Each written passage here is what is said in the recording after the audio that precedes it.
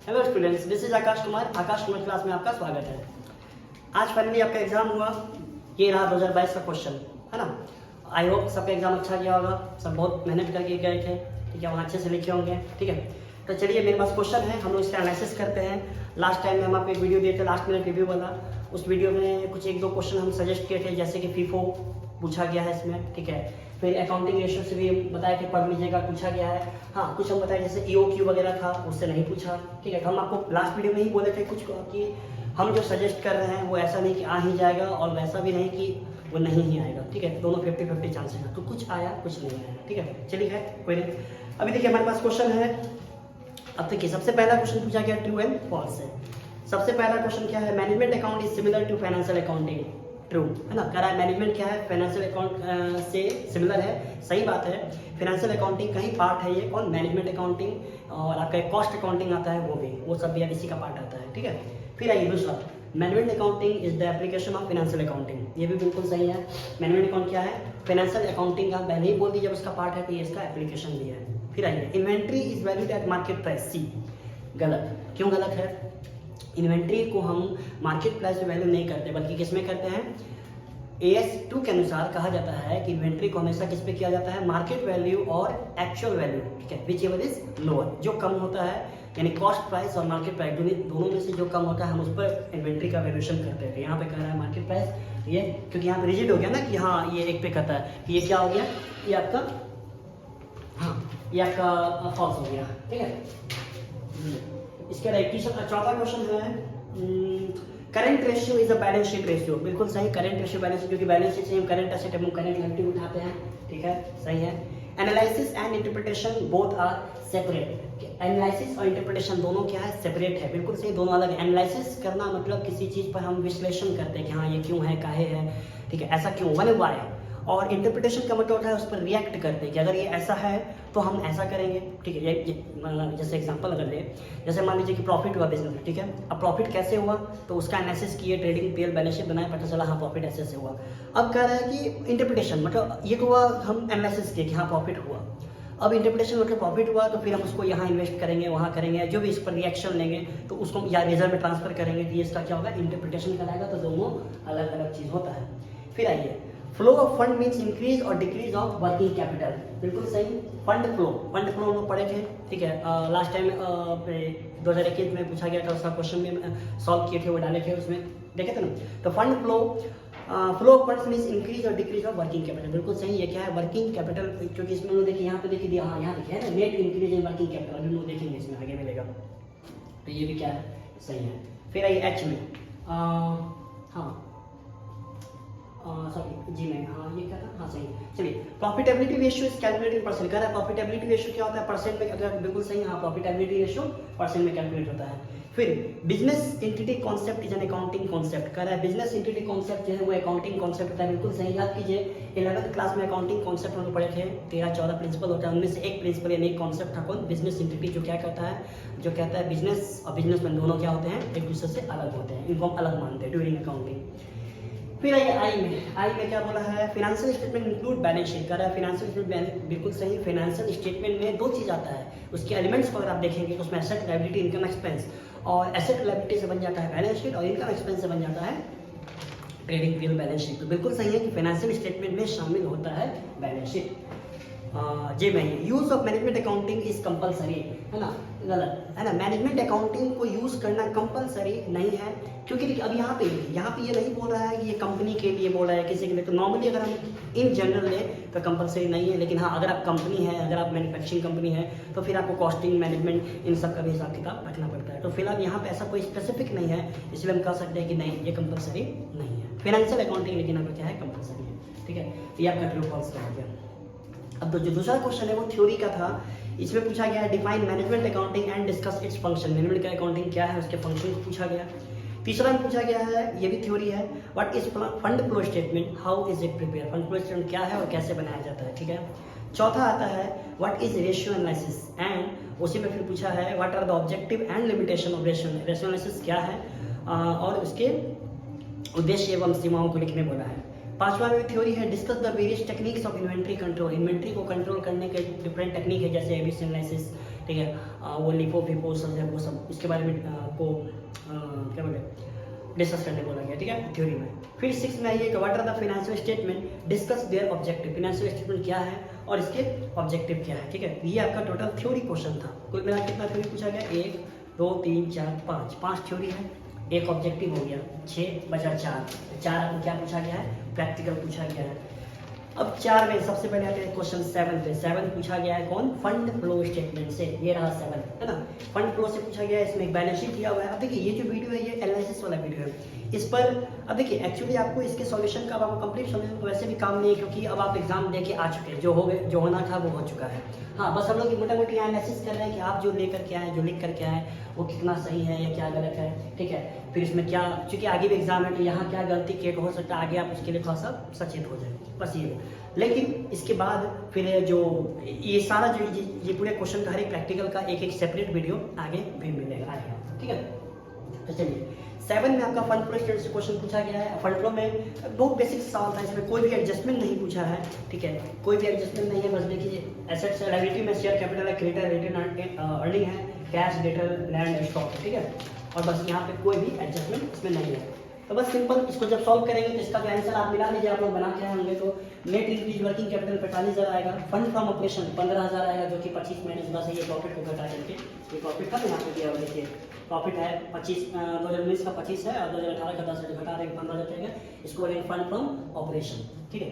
और लास्ट में क्या बनाते हैं हम लोग, इसमें 3 चीज़ बनाते हैं। एक बनाते हैं ये निकालने के लिए क्या, statement of working capital changes, वहाँ से आ जाता है ये। फिर एक बनाते हैं हम लोग फंड फ्रॉम ऑपरेशन, वहाँ से आ जाता है। और फिर एक बनाते हैं लास्टली कौन, fund flow statement. Fund flow statement बनाएंगे, देखिए यहाँ पे शेयर कैपिटल में इससे ये कौन सा पड़ता है, ये होता है सोर्स, ये होता है एप्लीकेशन।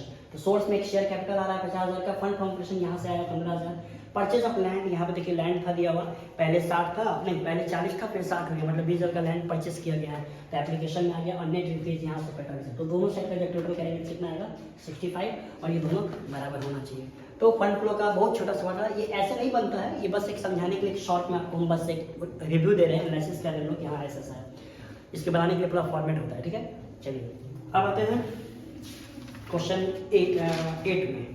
8 नंबर पूछा गया है कौन से, किससे, ये पूछा गया है स्टोर लेजर अकाउंट, ठीक है, जिसमें 2 विधि। अब देखिए हम लास्ट वाले वीडियो में बताया था ना कि फीफो से क्वेश्चन आने की संभावना है, ये देखिए फीफो से आया है। और हम बोले भी थे कि आप लिफो भी देख लीजिएगा, आ सकता है। तो देखिए इस बार क्या किया है, फीफो लिफो दोनों से पूछ दिया है, ठीक है। अगर देखे होंगे तो आपका यहाँ 20 नंबर तो सिक्योर हो गया, ठीक है।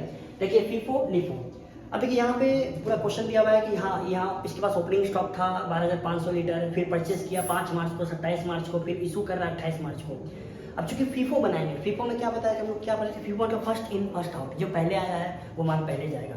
तो इसका स्टोर लेजर अकाउंट बनाया जाता है, ठीक है। अब चूंकि ये वीडियो एनालिसिस वाला है तो इसमें हम सारा डिटेल नहीं, लेकिन फाइनली आपको बस एक आंसर, क्लोजिंग स्टॉक का वैल्यू मांगा है इसमें मांगा है क्लोजिंग स्टॉक। तो फीफो के अनुसार अगर आप निकालेंगे तो आंसर कितना आएगा, 17,500 लीटर 7 रुपए के दर से, यानी 1,22,500, ये आपका फाइनल आंसर आएगा। किसके अनुसार, फीफो के अनुसार। कैसे आएगा ये चीज़ हम लोग आगे जब वीडियो, इसके बाद जो वीडियो अलग अलग क्वेश्चन पे वीडियो जब आएगा आप उसमें डिटेल में देख सकते हैं, ठीक है।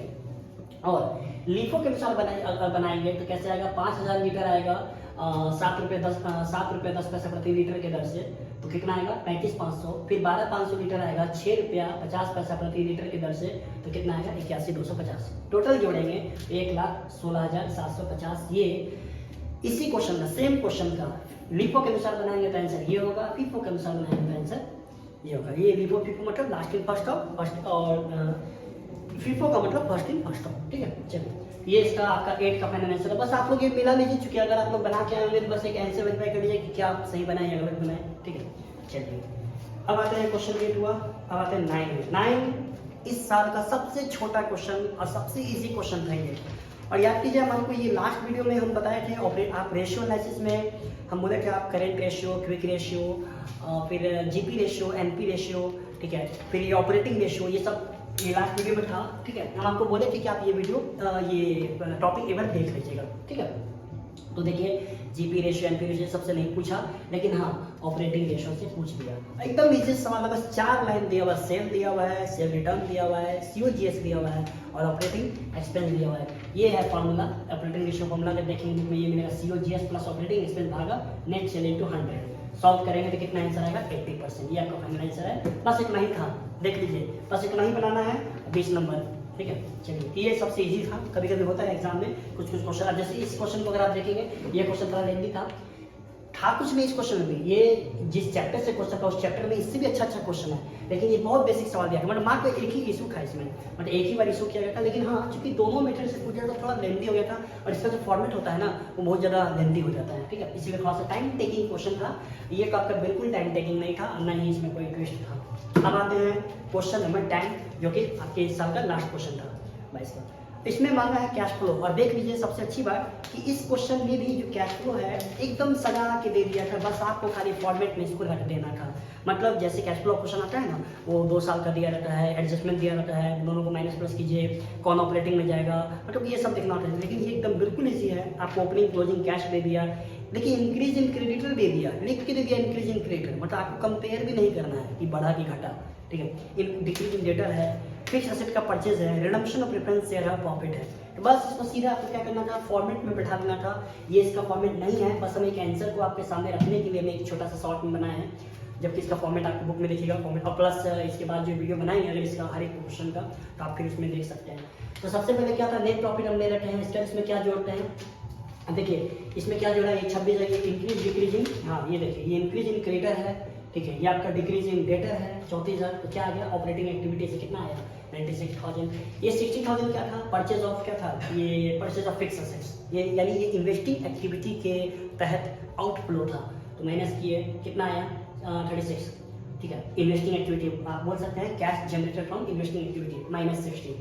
अब आइए यहाँ 28 क्या था, ये 28 है रिडम्पशन प्रेफरेंस शेयर को वापस किया गया है। तो प्रेफरेंस शेयर कौन फाइनेंसिंग एक्टिविटी में आता है, तो ये 28,000 जो ये आपके इसमें आ रहा है फाइनेंसिंग एक्टिविटी। अगर पूछा जाए कि ये आपका फाइनेंसिंग एक्टिविटी से क्या हुआ, outflow from financing activity, outflow from investing activity, और इनफ्लो फ्रॉम ऑपरेटिंग एक्टिविटी। जब सबको जोड़ेंगे प्लस माइनस करेंगे तो हमारे पास ये 8,000 फिगर आएगा। ये क्या निकला, ये निकला हमारा पॉजिटिव है, इसलिए कहेंगे नेट इंक्रीज इन कैश, ठीक है, नेट इंक्रीज इन कैश बोलेंगे। अब इसमें करना क्या है कि इसमें ओपनिंग बैलेंस ऑफ कैश को जोड़ना है, ठीक है। ओपनिंग बैलेंस कैश कितना दिया हुआ था 30,000, देखिए यहाँ दिया हुआ है, और क्लोजिंग बैलेंस ऑफ कैश जो आएगा, जो आपका फाइनल आंसर आएगा 38,000, ये देखिए क्लोजिंग 38 दिया हुआ, बस आपको मैच कर लेना है कितना आया कि नहीं आया। एकदम सिंपल, कोई एडजस्टमेंट नहीं था। कुल मिलाकर देखा जाए तो इस 2022 में अगर थोड़ा बहुत क्वेश्चन अगर लेवल का है तो बस ये एक था, वो भी मतलब इसमें भी ऐसा कुछ नहीं है, मतलब इस सब के कंपेयर में करेंगे ना तो थोड़ा सा ये था, चूंकि लेंथी था